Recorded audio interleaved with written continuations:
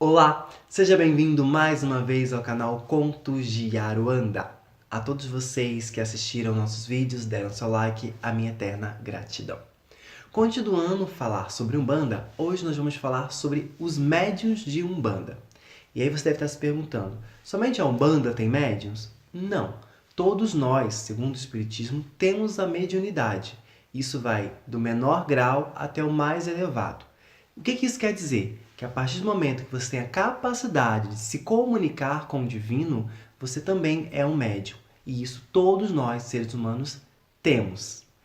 Os médiuns de Umbanda, hoje em dia, eles têm grandes dificuldades para tratar essa mediunidade. E a gente vai conversar um pouquinho sobre isso. Por quê? Bem lá no comecinho da Umbanda, a maioria dos médiuns, eles eram inconscientes. E eu ouço até relatos, de que eram feitos testes para saber se o médium realmente estava incorporado. E, por exemplo, dar uma garrafa de pinga para o cara beber até o final e ficar bem, ele não poderia sair bêbado. Tem casos que eu já ouvi de colocar brasa no chão, o cara ter que pisar na brasa e não sair queimado, para testar se o médium realmente estava incorporado. Hoje em dia isso acontece? Não.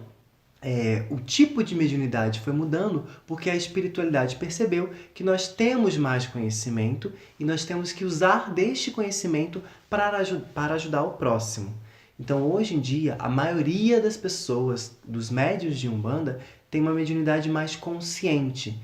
Então, vamos dizer aí, arriscando um número, talvez 90% de uma consulta, o médium esteja consciente do que está acontecendo.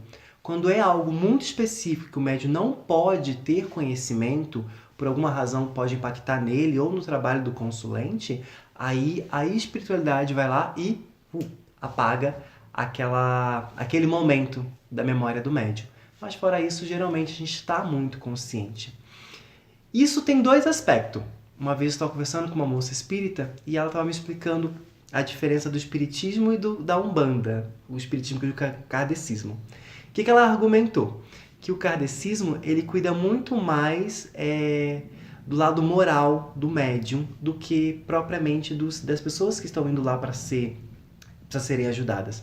Enquanto a Umbanda tem a preocupação de ajudar ao próximo e esquece da mediunidade, esquece da moralidade do médium. E aí eu fiquei pensando sobre isso e eu discordo. Claro que eu discordo. Por quê? Cheguei à seguinte conclusão, trabalhando esse pensamento, de que a Umbanda ela tem um duplo sentido na hora de ajudar.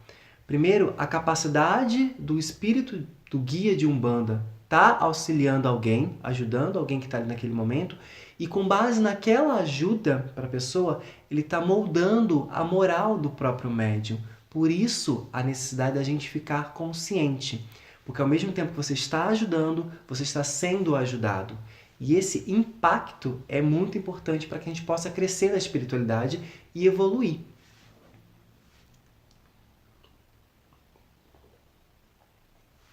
Isso é bom? Isso é ótimo. Mas também gera muitas dúvidas na cabeça do médium, e aí eu falo por experiência própria. Quantas vezes você está lá fazendo trabalho de incorporação e você fica pensando, será que realmente eu estou incorporado? Até que ponto eu posso deixar acontecer? Será que o que o guia está falando não é a minha vontade de falar ou é a vontade dele? Então hoje é muito difícil para os médicos que estão começando terem esse domínio.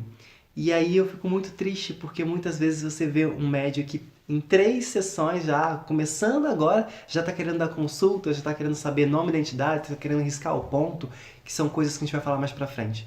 E aí você para pensar. Geralmente, toda a espiritualidade, todas as religiões, exigem um tempo de preparo muito grande.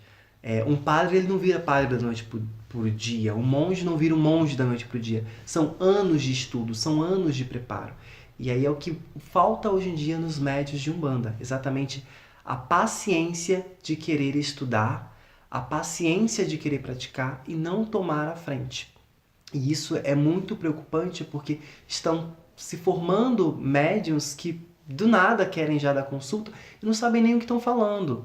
E aí a gente tem que tomar esse cuidado, né? O fato de estar consciente é justamente para despertar em nós a atenção do que é nosso, o que não é nosso e até que ponto a gente pode interferir. Você deve estar se perguntando, mas você está falando dos médios de incorporação. Estou falando de uma forma meio geral, porque eu queria tratar cada tipo de mediunidade separada, e é o que eu vou fazer. Mas todo médio é de incorporação? Não. Tem médios que não incorporam, que só ouvem, tem os que veem, tem os que psicografam, tem N tipos de mediunidade, e provavelmente você vai acabar se identificando com uma delas. A gente vai falar isso nos próximos vídeos. Mas hoje eu queria só abordar essa questão dos médios de Umbanda, da necessidade da gente preservar o tempo para estudar, deixar o tempo acontecer para que você se torne um bom médio. Um bom médio não é aquele que o guia chega e dá a consulta, fala da vida da pessoa, descreve a vida dela do começo ao fim para ela ficar impressionada. Não.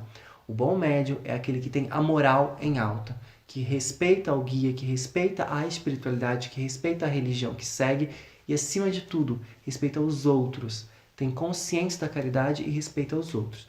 Esse é o verdadeiro médium de Umbanda. E aí fica a pergunta para você que está assistindo agora. Se você é um médium, como é o seu comportamento como seu guia? Há quanto tempo você já trabalha a espiritualidade?